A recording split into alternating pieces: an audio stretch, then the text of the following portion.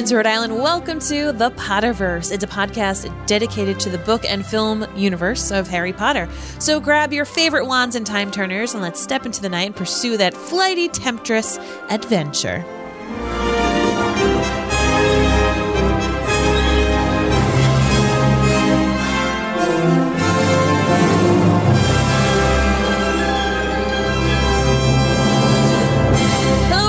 Welcome back. My name is Mary Larson. My name is Blake, and I am questioning the security of the Gringotts Bank. Oh, okay. A little bit of questions here. All right. Molly just shows up and says, yeah, I've taken some money out. Oh, I'm like, are you not talking about the Quidditch World Cup? I'm understanding. I'm understanding where you're at. Yeah, Molly taking out some money for Harry. She just shows up, says, give me a couple $100 galleons, gotta buy some books, gotta buy some robes. Why not, right? And they're like, yeah, sure, yeah. Just throwing Harry Potter's money around. It goes back, it always comes back to the Godfather. It's Frankie Pantangeli. Yeah, sure, go In ahead. my opinion, Molly Weasley is listed as one of the people who can go into it. Probably she asked Harry at some point, does he have a legal guardian? He has the Dursleys, but they don't necessarily go into Gringotts. So maybe she said, can I be your bank legal guardian? Can I be a person who is signed on to this? And they probably already covered that in the private time that we didn't read about. Because exactly. You can't just walk into someone else's bank. We can't just walk it. We know this. I'm his the best goblins friend's take mom. it seriously. I'm his best friend's mom, so give me his money. I'm a mom in general. Just trust me. Yeah. Right? I'm maternal, right? Well, on that note, we are here delving into Chapter 10 of the Goblet of Fire. Did you put your name in the Goblet of Fire? We are on Mayhem at the Ministry. I thought they'd bring out the color of your eyes, dear, said Mrs. Weasley finally. Well, they're okay, said Ron angrily, looking at Harry's robe. Why couldn't I have something like that? Because, I had to get your second hand, and there wasn't a lot of choice, said Mrs. Weasley, flushing. Harry looked away. He would have willingly split all of the money in his Gringotts vault with the Weasleys, which Mrs. Weasley was already in, but he knew that they would never take it. I'm never wearing them, Ron said stubbornly. Never! Fine, snapped Mrs. Weasley. Go naked, and Harry, make sure you take a picture of him. Goodness knows I could do with a laugh. I feel like we needed that. Yes, I know. From Molly Weasley in this chapter. Goodness knows Molly Weasley needs a laugh. Well, before we delve into this chapter, we wanted to remind you that the Potterverse is brought to you by MinuteWithMary.com. In addition to loving all things Potter, I also love to play with makeup and skincare. And even if you're watching this video and you're like, Mary, you do not have a stitch of makeup on your face. It's true. It's summertime and... Wait, can makeup be stitch? What? Can makeup be stitched? Like you just like said you don't have a stitch. You don't have a stitch of makeup. I don't have it a bit. How about that? There you go. A bit of sure. makeup. I don't have a bit of makeup An on ounce. me. An ounce of makeup. None of it whatsoever. But I do have on skincare. Yes. So if you are a makeup minimalist and you're like, I love Mary and I would love to support her, but I don't do makeup, I got you, boo. I've got eye creams and lotions and lotioning and oiling. And for our Sandlot friends out there, I got you. Take it Just anymore. Search the hashtag Minute with Mary on social media, particularly Instagram or Facebook. Send me a little message. I would love to hook you up. I solemnly swear that I'm up to no good.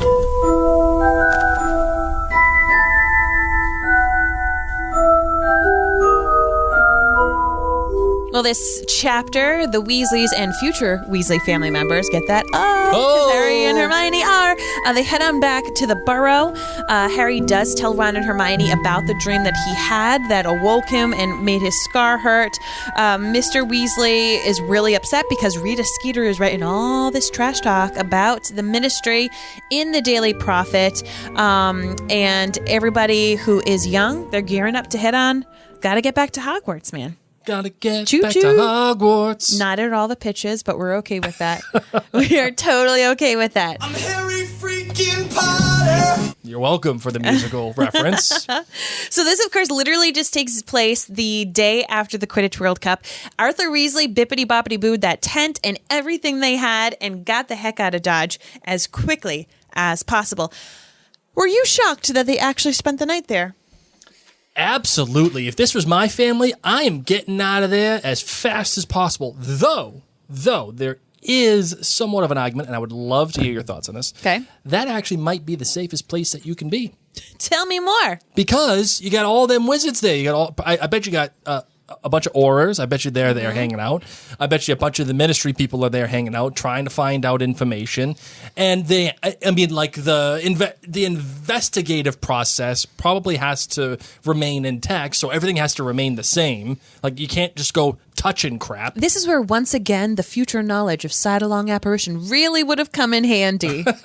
Arthur could have just been like, everybody wait here. Ginny, hold on. Brrrp, brrrp. Okay, everyone, still wait here. Ron, hold on. Brrrp, brrrp. Like, could have been that quick. Yes. But alas, we don't do that yet. I don't think the author knew about that quite No, yet. we don't do that just yet, I don't think. So, yeah, and it's just mayhem. I mean, it's so much mayhem that when they do wake up before the crack of dawn, because they actually get to the burrow as the sun is rising, Yes. so they wake up at like 3 a.m. or something. Sure.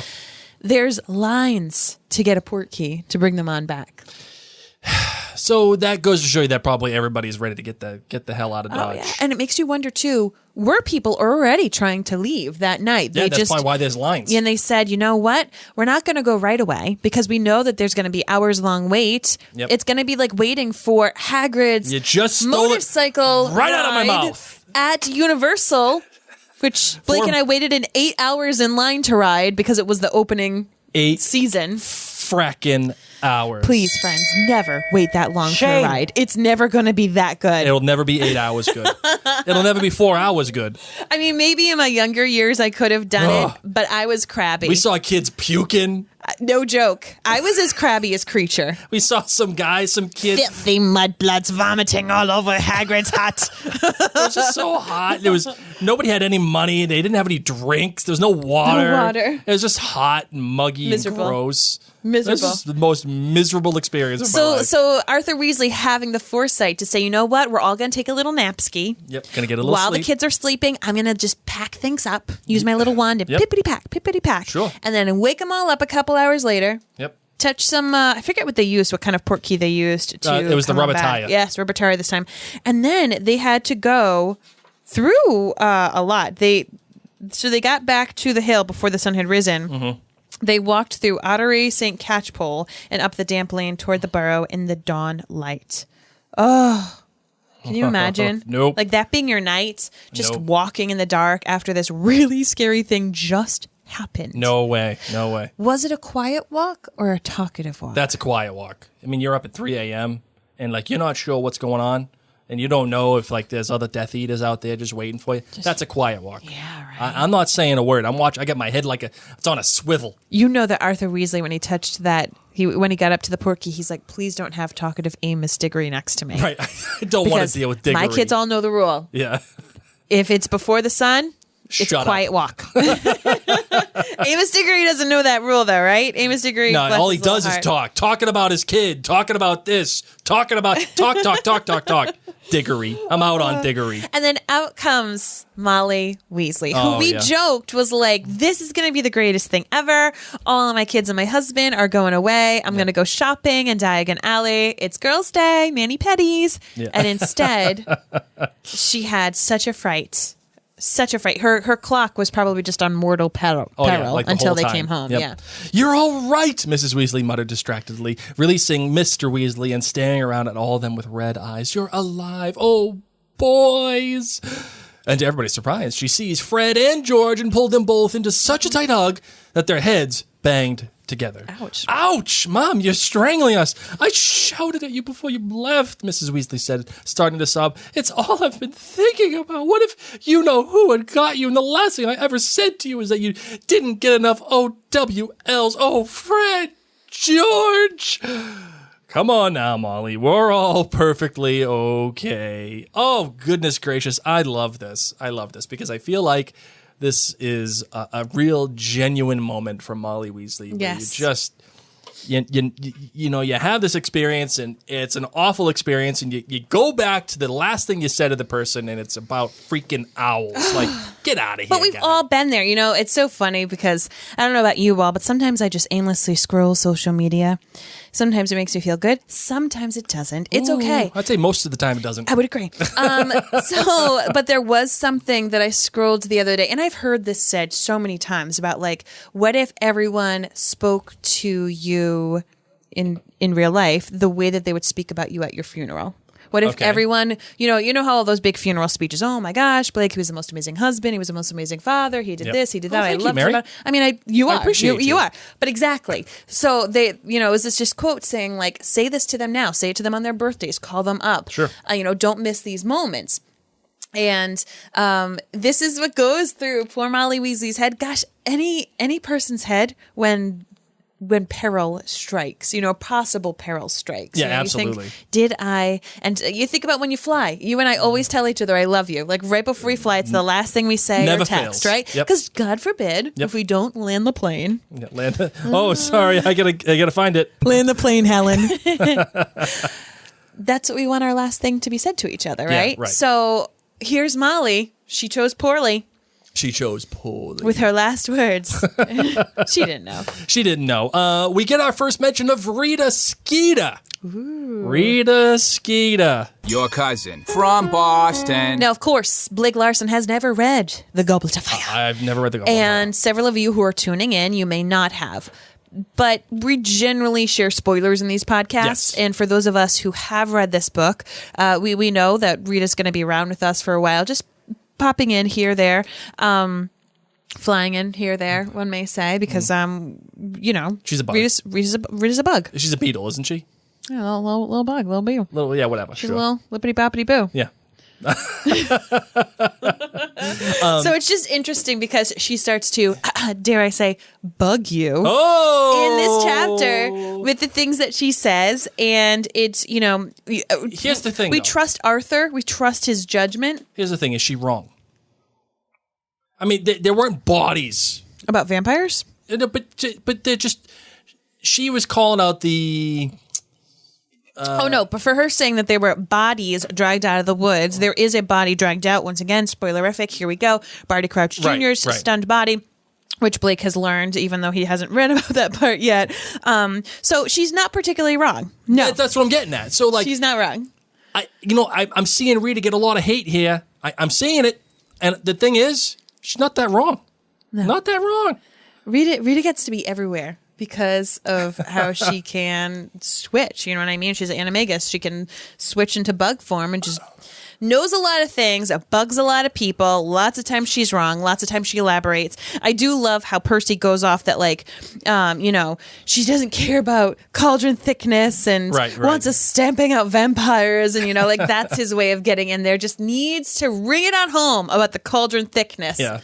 That is so important. Everyone's just poor Percy. Everyone just rags. Bill says, Percy, would you just shut up? Yeah. Would you stop talking? Get out of here. Like that poor kid. That poor kid's always the butt of the joke. And then Arthur is somewhat loosely quoted. And he must have had like a big sigh of relief that, like, whew, she didn't put my name in it. But of course, saying a ministry official, tried to give some information and that nobody was hurt. Right. So he knows that he has to go do some cleaning up. And Percy gives him flack for this too. Right. Percy rails into, Dad shouldn't have been blabbing his mouth everywhere. So, this is why I don't feel so bad for Percy. Because Percy, he deserves it. He absolutely deserves it. Because he's just that class pet that thinks he's right all the time and tries to do everything right all the time. And he thinks that he don't stink. And I can't stand that. What's funny, though, is, of course, the way that I get it is I feel like Percy has always been this way. He's always wanted to be the class pet. Here he is kind of stuck right in the middle of all these Weasleys. Yep. True middle child syndrome. I mean, God bless him. You look it up and it's Percy's middle face. Children unite. I am right there with you. You are the performers. You try to be loud and proud. You try to win all the awards because nobody cares about you. Everyone's forgotten about you. So Percy is trying not to be forgotten his entire life. And yet what I love in this chapter is his parents never respond. Like, he's like, oh, yeah, I hate Rita Skeeter. She doesn't care about my cauldrons. And Arthur just changes the subject. Yeah, it just keeps going Arthur's on. like, Molly, I got to go to the office. I got to go do something. I'll come with you, Father, because, I'm going to go see Mr. Crouch. No, nothing. Arthur doesn't say great, doesn't say yes, come along. It's just like... Mrs. Weasley looked most upset after Percy says this. Arthur, you're supposed to be on holiday. Doesn't mention anything about Percy, nothing. No. He's just the winds. It's the middle child. Like, did you speak? Oh, sorry. You weren't the youngest. You weren't the oldest. You're also not Harry Potter. So I really don't care. You just are nothing. You're nothing in my life. Speaking something that isn't nothing, though, is Harry does open up to Ron and Hermione. He feels like now's a good time. The world's getting a little crazy. But he doesn't open up fully. He does a little bit. He says his ska was hurting, and it's probably not a coincidence that his ska hurts, and 3 days later, all these Death Eaters show up, taking up residence at the Quidditch World Cup. But he doesn't say that his dream was about him. Correct. What is this to you? Is this Harry still trying to not upset the apple cart, or is this Harry trying to avoid, not pretend that it didn't happen, but just avoid the reality? Well, I think he knows his friends really well. So this feels like a coping mechanism to me. I think he's just trying to protect Hermione. In what way? It even says he teetered for a moment on the verge of saying me, but couldn't bring himself to make Hermione look any more horrified than she already did. Oh, I see what you're saying. So I think, he kind of played it out in his head when he had the dream. Oh, I bet this is what Ron would do. I think this is what Hermione would suggest. Ba-ba-da-ba-da-ba-ba. And he starts to tell them, and it says Ron and Hermione's reactions were almost exactly as Harry had imagined them back in his bedroom on Privet Drive. So I think Harry knows his friends well enough that if he says, oh, and they were talking about killing me, that it will cause immense anguish and fear for Hermione, and she's going to take him down all these different paths that he may not be ready for. Absolutely. He's almost like, I don't necessarily see it as him protecting himself or him trying to pretend it didn't happen. I see it as like, I know that she's just going to take this and run with it, and I don't know if I'm ready for it yet. Sure. Because I want to hear back from Sirius first. I just kind of want to dip my toes into this because it's about me. And because Hermione does have a tendency to run with things. I mean, like, look at the whole thing with Winky and Barty Crouch Sr. and how she is already shrilly yelling, as it's later on said, about how that's his slave and she's not paid. And I mean, she's running with this thing. Yeah. And it's like all of a sudden she is taken to this cause. Harry really tries to trust his own insight, and it doesn't always work out, but what I love about this is right after he starts to go into what Professor Trelawney predicted last year. And he knows her prediction was real. He knows that it was done in a different voice. He knows that what she said did come true. So, and neither Ron nor Hermione really listened to this bit. Hermione's like, oh, whatever, Professor Trelawney, like if she's, kooky, it's totally loopy. Like she's fine. I don't worry about it. So Harry is trying to put some of these puzzle pieces in his own head together, not necessarily always listening to his friends. Would it have been better for him to tell everything? Probably. I kind of think that's like the moral of the Harry Potter story. You should trust your friends, but it doesn't always happen. I like how it's written here. Hermione's terrified look vanished as she let out a derisive snort. Oh, Harry, you're not going to pay any attention to anything that old fraud says, which, of course, that builds on Hermione's for the lack of a better word, hatred of divination and how she continues to look down on the art of divination, and even Professor Trelawney herself. That speaks a lot to her decision-making process as it relates to this. But then Harry says to her, you weren't there, said Harry. You didn't hear her. This time was different. I told you. She went into a trance, like a real one. And she said the Dark Lord would rise again, greater and more terrible than before, and he'd manage it because his servant was going to go back to him. And that night, Wormtail escaped. Yeah. So, do you think... facts. Do you think Hermione is somewhat giving in to divination now after this, or is she still... No, she just changes the subject. Why were you asking if Hedwig had come, Harry? Good point. Just switches it around. I don't want to talk about this anymore, so we're just going to switch around and talk about other things. And then Ron's like, hey, you know what, guys? Let's just go have some Quidditch. Ron does what Ron does best. He really is a Hufflepuff at heart. He really is. Yeah, he's a Griffinpuff. He's a Griffinpuff. Yep, absolutely. Yeah. And bless his sweet little heart. And then Ron, said Hermione, in an I don't think you're being very sensitive sort of voice. Harry doesn't want to play Quidditch right now. He's worried and he's tired. We all need to go to bed. Yeah, I want to play Quidditch, said Harry. Hang on, I'll get my fireball. Hermione left the room muttering something that sounded very much like boys. This is awesome because it tells you so much about Ron and Harry and how they are, in fact, on the same page a lot. And Hermione is on the same page with the other two. They are our main trio. They are the power trio of this story. But Ron lets Harry just be a boy sometimes. Yes, Hermione is too focused. I don't want to say on being maternal because I don't think that's the right word, but she is too focused on the things that matter to her most. And that's not a bad thing, by the way. And the big deal stuff. You know, she would probably love to dive deep into what does all this mean? Why were the Death Eaters here? Let's really go scene by scene of your dream. And Ron realizes his friend's tapped out. Is tired. Is kind of freaking out. It kind of flows back to the whole thing of avoidance a little bit because Harry is choosing to do the avoidance here as he was with Hermione. It's like Ron's MO. Yeah, Ron is a total avoidance king. And when I remember in college when I was stressing out about my thesis and my finals and my best friend, John, I know he's not listening, but John, I love you. John came up to me and said, Blake, that's it. We're going. We're leaving. And I'm sitting there freaking out, sweating, shaking, get all these things. He's like, we're getting out of here. We're going to go grab a drink and then we're going to go to the batting cages and hit some balls. Because that's what I needed. And that's what boys do. And not just boys, it's what sometimes people do. That's what you know. Peeps. Well, whatevs. It's just that's what I needed at the time. Yeah. What Harry needs right now is a good game of Quidditch. Good game of Quidditch. Oh, by the way, we get our first mention of Mundungus Fletcher. Hey, this isn't our first mention of him, but in this book. No, he was mentioned once before. I think he was trying to do something with Arthur Weasley because I'd written it down. I was like, we definitely had talked about him a moment before. He was tried to hex Mr. Weasley during a ministry raid. So... in Chamber of Secrets. In Chamber of Secrets. Chamber of Secrets, he was mentioned there. We're going to, of course, be spending a lot more time. Not a lot more time, but we're going to be spending some more time with Mundungus as we go forward. By the way, I just want to say this, too, because the Chamber of Secrets... Just not an upstanding guy. Chamber of Secrets reminds me, if Ron and Harry had just listened to Hermione in the Chamber of Secrets, that book would have been half as long.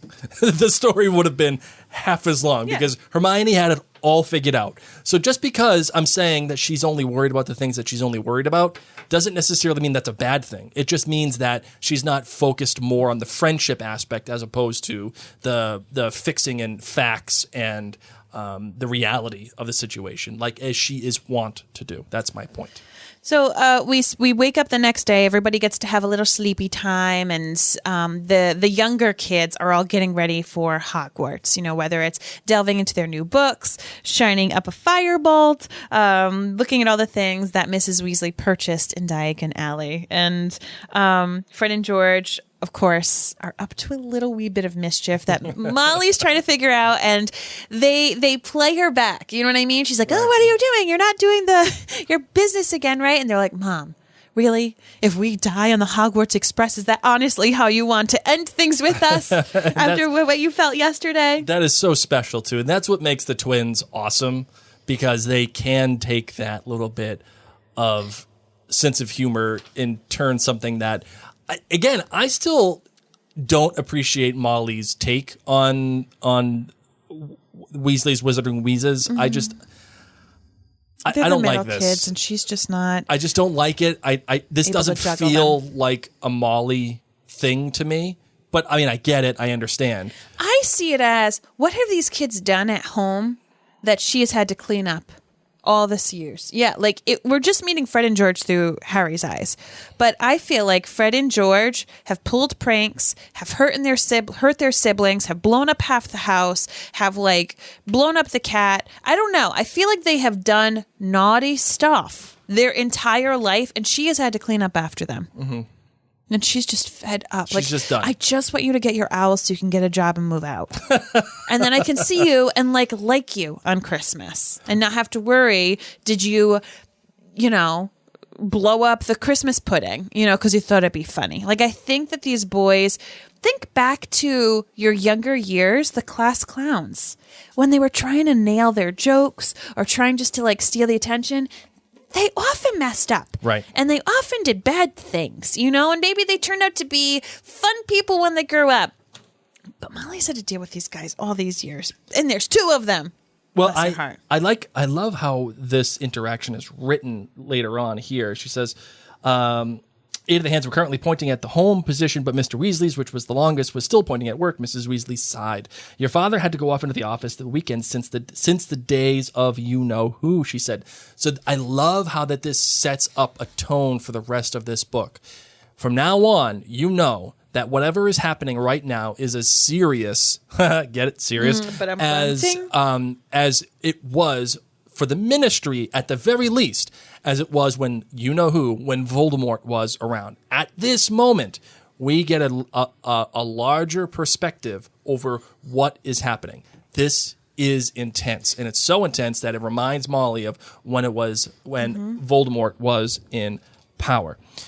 They're working for him far too hard. His dinner's going to be ruined if he doesn't come home soon. Well, Father feels he's going to make up for his mistake at the match, doesn't he? Said Percy. If truth be told, he was a tad unwise to make a public statement without clearing it with the head of the department first.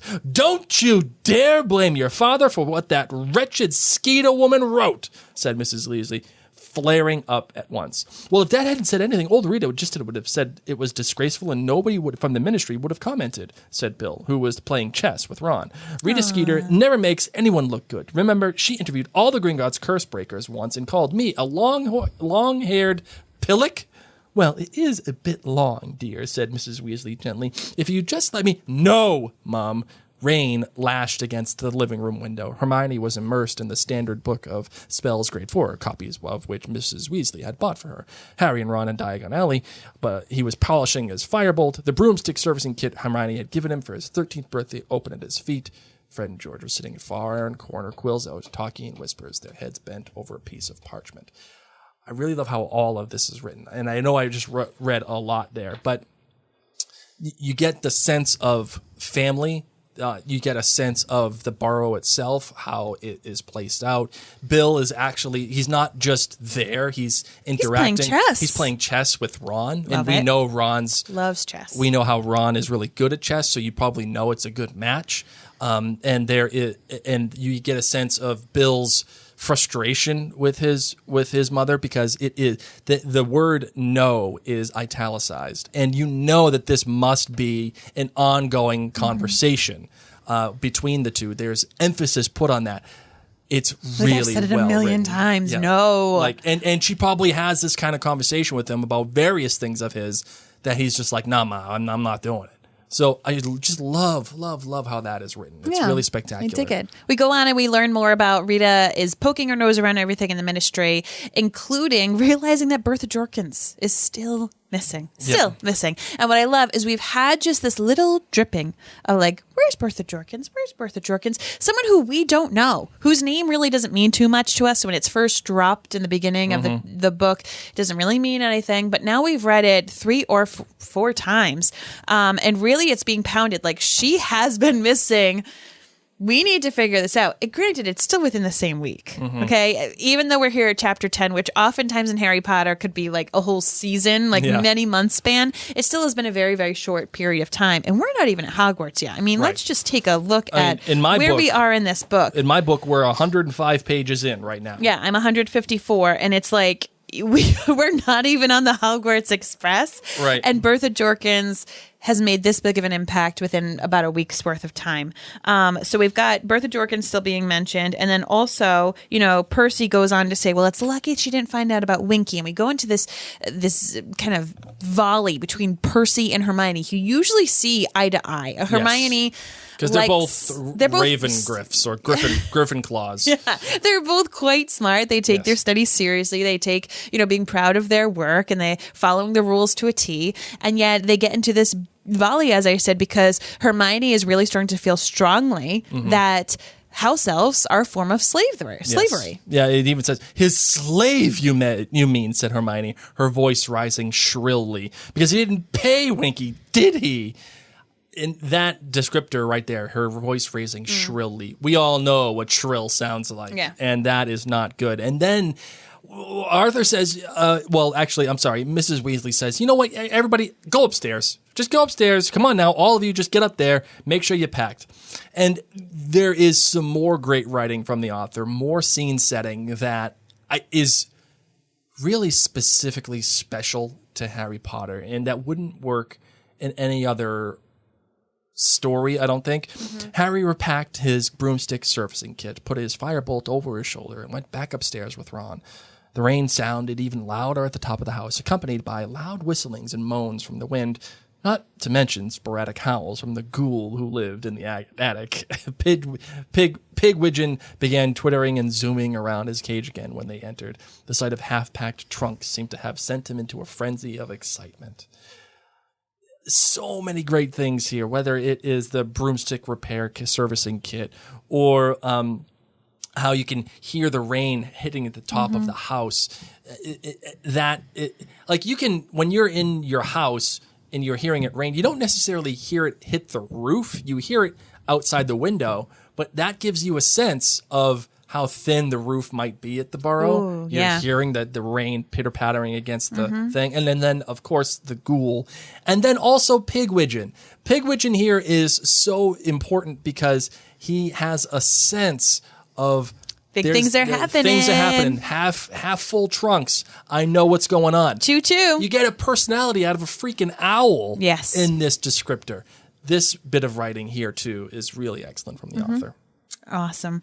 Harry expresses more of his concern that Sirius still hasn't written back, and here they are packing off to go to Hogwarts. And this, of course, is where we come across the beautifully comical dress robes. So good. The dress robes. The whole thing is great. You feel so badly because as the book describes it and as we see in the movie, really Harry's more modern dress robes are just like fancy regular robes. Right. You know, it's like the equivalent of a tuxedo when normally you would wear a black suit. Yes. Honestly, you sit there and you're like, oh, poor Ron, he should have just worn his regular school robes instead of that like gross looking maroon and yes. doily looking frill pirate shirt. I did miss the looks like my great aunt Tessie. Smells like my great aunt Tessie. Well, that's the question I have for you, Mary.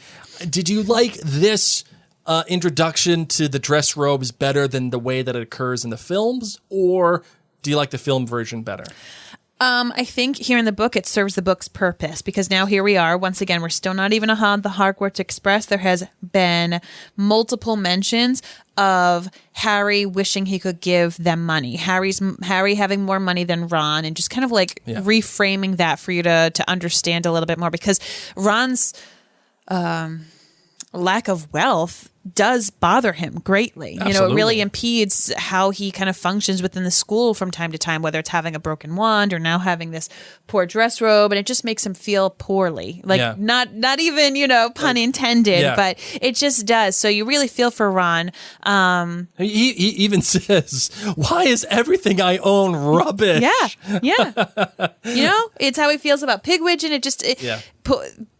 There's many times when you look at Ron and you're like, Ron, come on, buck up or be stronger or be smarter. And he really does have this low self-esteem that he just feels like he can't bust out of. Yeah. And I loved that. So I did love that whole point. Like, fine, go naked. Like Mrs. Weasley is just over. Oh, she's having all these kids mom. at home. Yeah. She's an 80s mom to like the best of her ability. It looks like our little lass is joining us. Little lass, would you like to say something to our audience? She's just asking to watch TV. Oh, okay. Yeah. All right. So, all right, my little lass. Well, we will watch TV in a minute. Can you go back over there in front? After this. Don't make any promises we can't keep. Okay, fair enough. You just go over there. Go back over there. We'll see. Okay. All right, let's wrap up all this right, chapter. we're going to wrap it up. Anything else that you'd like to talk about, my darling? That is it. All right, you ready for the different perspective? Sure. All right, let's give it a shot, shall we? Here we go. Holy cricket! You're Harry Potter! I'm Hermione Granger. And you are? Molly Weasley. Molly, it's been a while. No, it hasn't. I was having like a lovely day yesterday shopping. And then the afternoon went kaputs. I know. Oh my gosh. You saw the mortal peril thing, I bet, right? Yeah, I thought I was going to spend the night in Diagon Alley. I thought I was going to, just like sleep in a hotel, have the luscious sheets, just treat myself. There was Egyptian cotton sheets at that hotel. My I mean, you goodness can't. gracious. It's like a kabillion thread count. Yeah, they have these coupons for like moms, moms doing the shopping or whatever. Right. And I spent a great day. Thank goodness I've got the arrangement at the bank where I can help Harry out. Yeah, how'd you get that arrangement? Was that? Hey, I'm Molly Weasley. My son works for the bank. Yeah, you know what? A little bit of nepotism there. I'm feeling What do you mean? I'm feeling like you got a little bit of an inside job here. Yeah. Hey, No, how many bank accounts you got access to there, Molly? Only 3. Mine. Yeah. Harry's. Hermione's. Oh, Hermione's as well. How do you think I bought her stuff? I don't know. Bippity boppity bood. You know what I'm afraid of a little bit there, Molly? No. I'm afraid that you're. Yeah, I'm afraid that you're skimming off the top a little bit. You don't know me. You skim. Listen, who's going to say that you're not skimming? Just because you're a Slytherin doesn't mean that's how I roll. Okay? And you don't want to mess with me right now because I have had a day. I have had a day. I don't even care if my kids go to school naked at this point. I mean, honestly, at this point, get out and get somewhere where Albus Dumbledore can watch you. Because there's so many of them, I don't even know where they are. If it wasn't for my clock, I would not know which way was up or down. I don't know who's about to die, who's about to get pimples. Nothing without this clock. All you know is that Bill's got to cut his hair. That's all you know. Whatever. His spoon just says shabby. Okay, 100% of the time says shabby. I've heard that these Muggles have this like Apple Watch thing where it can tell time. Yeah. I'm honestly afraid to get one because I'm afraid it will mimic my clock, and then all I'm going to do is just see shabby, shabby, shabby, shabby, mortal peril, shabby. I just can't take it anymore. I need these kids to go back to school. September 1st, you're here. Go get the Egyptian cotton sheets. Yes. End scene.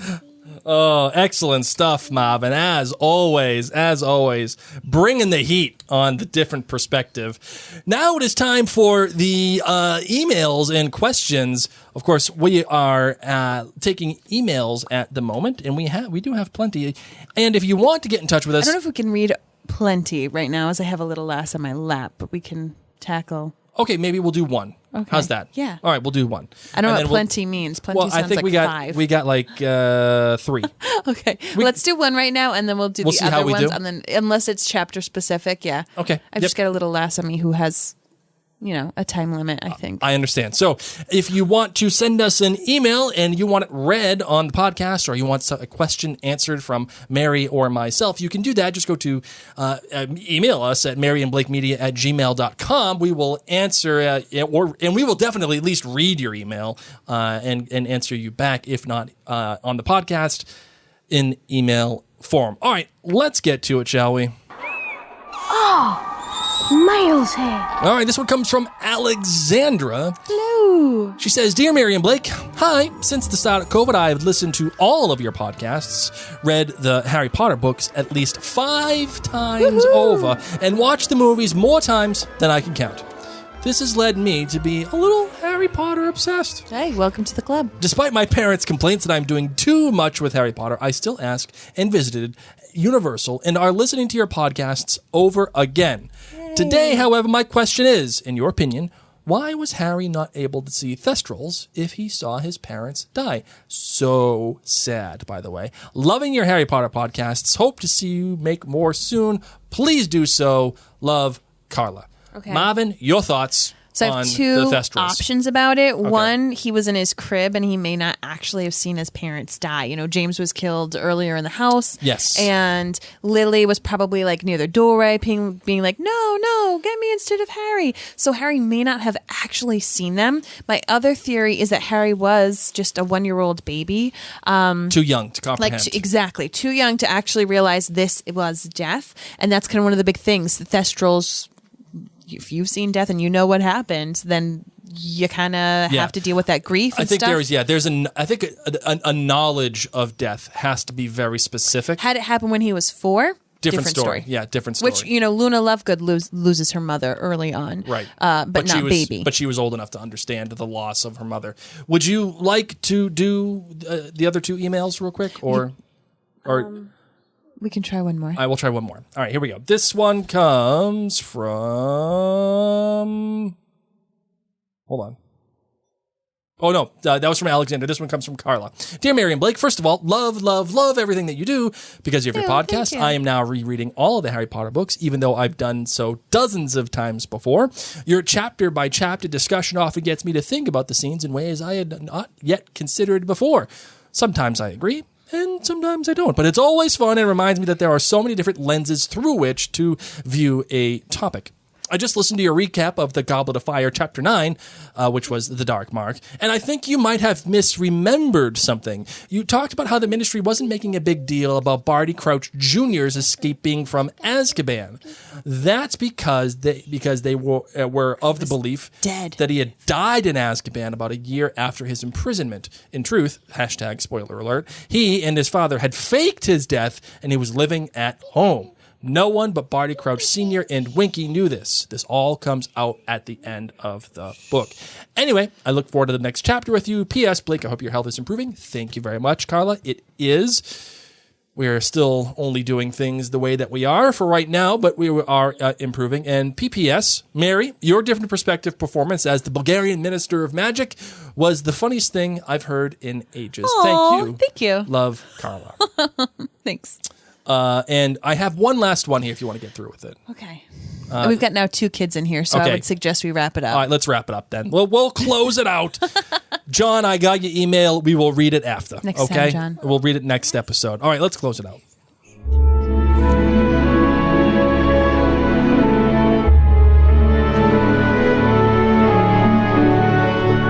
Remember, friends, if you are a member at jointhenerdclan.com, Blake and I are eternally grateful to you. Here we are juggling our kids and podcasting at the same time in the midst of dealing with health issues of our own and life in general. And you are the ones that are making this possible.